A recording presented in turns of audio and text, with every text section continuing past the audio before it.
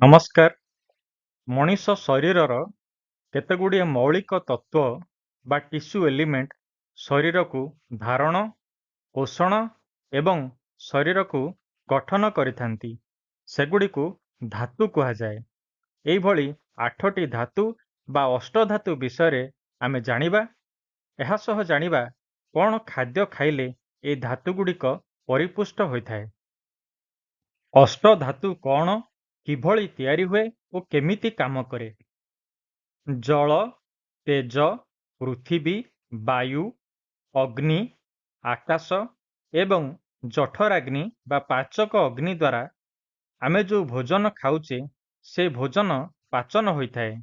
ଏହି କ୍ରିୟା ଦ୍ୱାରା ଏହି ଧାତୁଗୁଡ଼ିକର ଉତ୍ପତ୍ତି ହୋଇଥାଏ। ସେହି ଭୋଜନ ଦୁଇ ଭାଗରେ ବାଣ୍ଟି ହୋଇଯାଏ, ସାର ଅଂଶ ଏବଂ ମଳ ଅଂଶ।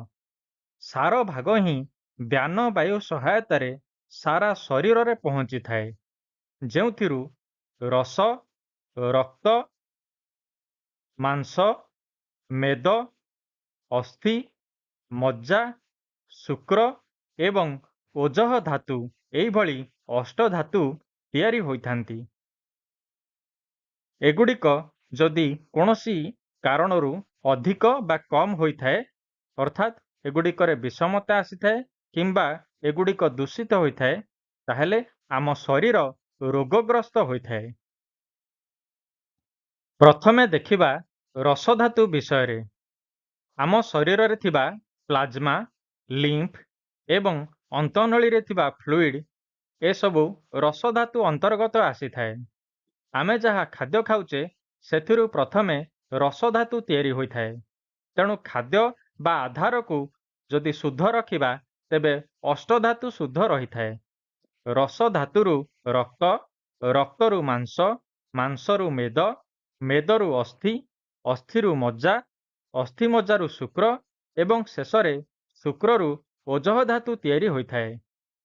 ଏହି ରସଧାତୁ ଯଦି ବିଷମ ହୋଇଥାଏ, ଅର୍ଥାତ୍ ବୃଦ୍ଧି ହୋଇଥାଏ, ତାହେଲେ ଆମର ପାଚନ ଶକ୍ତି ଦୁର୍ବଳ ହୋଇଥାଏ, ଆଳସ୍ୟପଣ ଆସିଥାଏ ଏବଂ ଯଦି ରସଧାତୁ କମ୍ ବା କ୍ଷୟ ହୋଇଥାଏ, ତାହେଲେ ଆମ ଶରୀରର ଥକାପଣ ଆସିଥାଏ, ଶରୀର ଦୁର୍ବଳ ହୋଇଯାଇଥାଏ।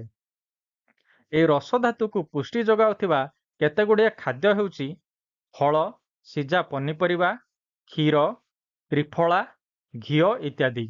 ଉପବାସ ଦ୍ୱାରା ରସଧାତୁର ବିଷମତାକୁ ନିୟନ୍ତ୍ରଣ କରିହୁଏ।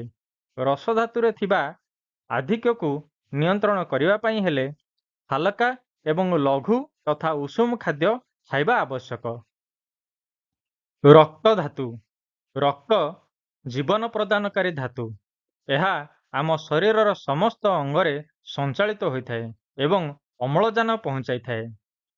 ରକ୍ତ ଧାତୁ ବୃଦ୍ଧିର ଲକ୍ଷଣ ଦ୍ୱାରା ଆମ ଶରୀରରେ ଚର୍ମ ଏବଂ ଚକ୍ଷୁରେ ଲାଲ ଅଂଶ ବୃଦ୍ଧି ପାଇଥାଏ। ଉଚ୍ଚ ରକ୍ତଚାପ ଜନିତ ସମସ୍ୟା ମଧ୍ୟ ଏହାର ବିଷମତାର ଲକ୍ଷଣ। ରକ୍ତ ଧାତୁ କ୍ଷୟ ହେଲେ ବିଭିନ୍ନ ପ୍ରକାର ଚର୍ମ ରୋଗ ଏବଂ ଶାରୀରିକ ଦୁର୍ବଳତା ହୋଇଥାଏ। ରକ୍ତ ଧାତୁ ଦୂଷିତ ହେଲେ ଡାଇବେଟିସ୍, ଜଣ୍ଡିସ୍ ଇତ୍ୟାଦି ରୋଗ ହୋଇଥାଏ। ଏହାକୁ ପୁଷ୍ଟି ଯୋଗାଉଥିବା ଖାଦ୍ୟଗୁଡ଼ିକ ସାଧାରଣତଃ ଭିଟାମିନ୍ ସି ଏବଂ ଆଇରନ୍ ଥିବା ଖାଦ୍ୟ। ଶାଗ, ସେଓ, କମଳା, ଲେମ୍ବୁ, ମାଂସ, ଡାଲି ଜାତୀୟ ଖାଦ୍ୟ ଏବଂ ବିଭିନ୍ନ ପ୍ରକାରର କୋଳି। ମାଂସ ଧାତୁ। ଏହାକୁ ଶରୀରର ପୁଷ୍ଟି ପ୍ରଦାନକାରୀ ଧାତୁ ମଧ୍ୟ କୁହାଯାଏ। ମାଂସ ଧାତୁ ଅସନ୍ତୁଳିତ ହେଲେ ଶରୀରରେ ବିଭିନ୍ନ ଜାଗାରେ ଆବଶ୍ୟକତାଠାରୁ ମାଂସ ଅଧିକ କିମ୍ବା ଚର୍ବି ଏସବୁ ଜମିଥାଏ। ଏହାର କ୍ଷୟ ହେଲେ ଶରୀର ଦୁର୍ବଳ ହୋଇଯାଏ। ଗଳଗଣ୍ଡ ରୋଗ, ଜିଭ, ତାଳୁ କିମ୍ବା କଣ୍ଠ ଆଦିରେ ଅଧିକ ମାଂସ ଜମି ରହିବା, ପେଟ ବଢ଼ିବା, ଜଙ୍ଘର ମାଂସ ଅଧିକା ବଢ଼ିବା ଏସବୁ ମାଂସ ଧାତୁ ଅସନ୍ତୁଳନ ଜନିତ ସମସ୍ୟା। ଏହାକୁ ପୁଷ୍ଟି ଯୋଗାଉଥିବା ଖାଦ୍ୟଗୁଡ଼ିକ ହେଲେ କ୍ଷୀର, ଦହି, ଘିଅ, ପନିର, ଟୋଫୁ, ଡାଲି ଜାତୀୟ ଖାଦ୍ୟ, ମାଂସ, ତୈଳ ଓ ତୈଳବୀଜ। ମେଦ ଧାତୁ। ଏହାକୁ ସ୍ନିଗ୍ଧତା ଏବଂ ଉଷ୍ଣତା ପ୍ରଦାନକାରୀ ଧାତୁ କୁହାଯାଏ। ମେଦ ଧାତୁ ବୃଦ୍ଧି ହେଲେ ଶରୀର ଅଧିକ ତେଲିଆ ଦେଖାଯାଏ, ଚର୍ବି ବଢ଼ିଥାଏ ପେଟ ଓହଳି ପଡ଼ିଥାଏ, ଦେହରୁ ଦୁର୍ଗନ୍ଧ ବାହାରିଥାଏ। ମେଦଧାତୁ କମିଗଲେ ଶରୀର ରୁକ୍ଷ ଏବଂ ଶୁଷ୍କ ହୋଇଯାଇଥାଏ। ଚର୍ମ ଏବଂ କେଶ ଏସବୁ ଝାଉଁଳି ପଡ଼ିଲା ପରି ହୋଇଯାଇଥାଏ। ମେଦଧାତୁ ଅସନ୍ତୁଳିତ ହେଲେ ବା ଦୂଷିତ ହେଲେ ଶରୀରରେ ବିଭିନ୍ନ ପ୍ରକାରର ଚର୍ମ ରୋଗ ମଧ୍ୟ ବାହାରିଥାଏ। ଶରୀର ଅଧିକ ଅଳସୁଆ ହୋଇଯାଇଥାଏ। ମେଦ ଧାତୁକୁ ପୁଷ୍ଟି ଯୋଗାଉଥିବା ଖାଦ୍ୟଗୁଡ଼ିକ ହେଉଛି ଘିଅ, କ୍ଷୀର, ମାଛ, ମାଂସ, ଅଣ୍ଡା, ତେଲ ଓ ତୈଳବୀଜ। ଅସ୍ଥି ଧାତୁ ଏହାକୁ ଶରୀରର ଧାରଣ ଓ ନିର୍ମାଣକାରୀ ଧାତୁ କୁହାଯାଏ। ଅସ୍ଥି ଧାତୁ ହିଁ ଶରୀରର ଛାଞ୍ଚକୁ ତିଆରି କରିଥାଏ। ଅସ୍ଥି ଧାତୁ ଅଧିକ ହେଲେ ହାଡ଼ଗୁଡ଼ିକ ଆବଶ୍ୟକତାଠାରୁ ଅଧିକ ମୋଟା ହୋଇଥାନ୍ତି। କେଶ ଏବଂ ନଖ ଶୀଘ୍ର ଶୀଘ୍ର ବଢ଼ିଥାନ୍ତି।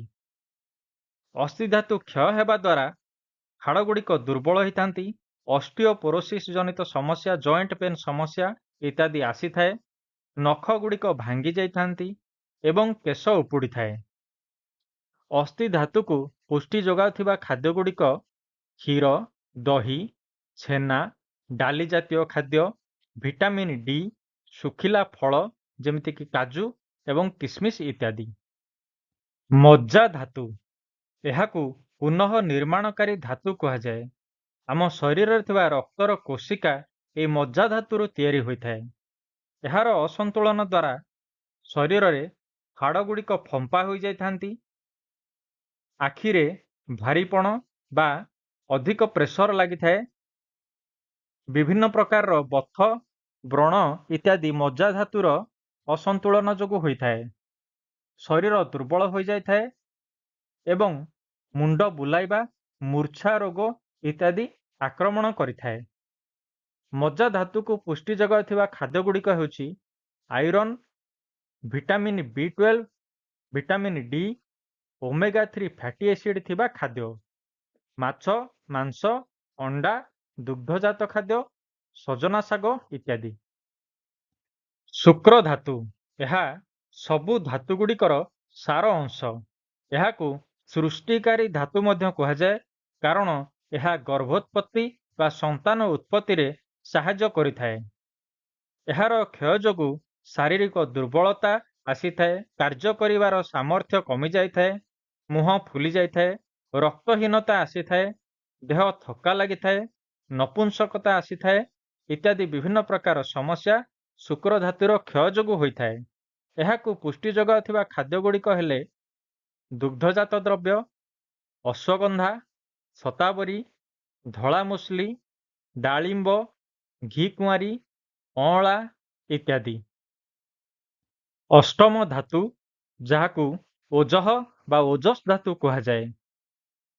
ସାଧକମାନେ ବିଭିନ୍ନ ପ୍ରକାରର ଯୋଗାସନ ଏବଂ ପ୍ରାଣାୟାମ ଦ୍ୱାରା ଶୁକ୍ର ଧାତୁକୁ ଓଜଃ ଧାତୁରେ ରୂପାନ୍ତରିତ କରିଥାନ୍ତି, ଯାହାକି ଆମ ଶରୀରକୁ ଶକ୍ତି ଯୋଗାଇବା ସହିତ ବିଭିନ୍ନ ପ୍ରକାର ରୋଗରୁ ରକ୍ଷା କରିଥାଏ। ତେଣୁ ଓଜଃ ଧାତୁକୁ ସୁରକ୍ଷା ପ୍ରଦାନକାରୀ ଏବଂ ମୋକ୍ଷ ପ୍ରଦାନକାରୀ ଧାତୁ ମଧ୍ୟ କୁହାଯାଏ। ଶୁକ୍ରକୁ ଓଜହରେ ପରିଣତ କରାଉଥିବା କେତେଗୁଡ଼ିଏ ଖାଦ୍ୟ ହେଉଛି ଲିମ୍ବ, ହଳଦୀ, ଡାଳିମ୍ବ, ଘିଅ, ମହୁ ଇତ୍ୟାଦି। ଏହାଦ୍ୱାରା ଓଜଃ ଧାତୁ ପରିପୁଷ୍ଟ ହୋଇଥାଏ। ମୁନି ଋଷି ଏବଂ ସାଧକମାନଙ୍କର ଶରୀରରେ ଥିବା କାନ୍ତି ବା ଆଭାମଣ୍ଡଳ ଓଜଃ ଧାତୁ ଯୋଗୁଁ ସମ୍ଭବ ହୋଇଥାଏ। ଶରୀରର ଏହି ଅଷ୍ଟ ଧାତୁକୁ ପୁଷ୍ଟି ଯୋଗାଉଥିବା କେତେଗୁଡ଼ିଏ ସାଧାରଣ ସାର୍ବଜନିକ ସୁଷମ ଖାଦ୍ୟ। ଜିରା ସହିତ ପାନମଧୁରୀ ଏବଂ ଜୁଆଣି ଅଳ୍ପ ଭାଜି ତାକୁ ଗୁଣ୍ଡ କରି ସେଥିରେ ଅଳ୍ପ ସୈନ୍ଧବ ଲବଣ ମିଶାଇ ଖାଦ୍ୟ ପରେ ଖାଇଲେ ସବୁ ଧାତୁ ପରିପୁଷ୍ଟ ହୋଇଥାନ୍ତି। ଏହାଛଡ଼ା ଋତୁ ଅନୁସାରେ ଫଳ ଏବଂ ପନିପରିବା ମଧ୍ୟ ଧାତୁଗୁଡ଼ିକୁ ଶକ୍ତି ଯୋଗାଇଥାଏ। ଧଳା ପିଆଜର ରସ ଏବଂ ମହୁ ସମ ପରିମାଣରେ ନେଇ ସକାଳେ ଓ ସନ୍ଧ୍ୟାରେ ଚାଟି ଖାଇଲେ ମଧ୍ୟ ସବୁ ଧାତୁଗୁଡ଼ିକୁ ଶକ୍ତି ମିଳିଥାଏ।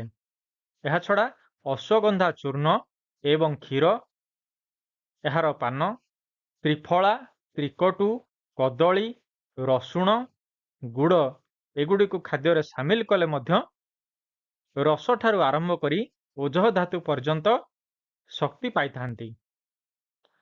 ସ୍ୱର୍ଣ୍ଣଭସ୍ମ, ଯଷ୍ଟିମଧୁ, ଶତାବରୀ ଏଭଳି ଆୟୁର୍ବେଦିକ ଔଷଧଗୁଡ଼ିକ ଧାତୁଗୁଡ଼ିକୁ ପୁଷ୍ଟି ଯୋଗାଇଥାନ୍ତି।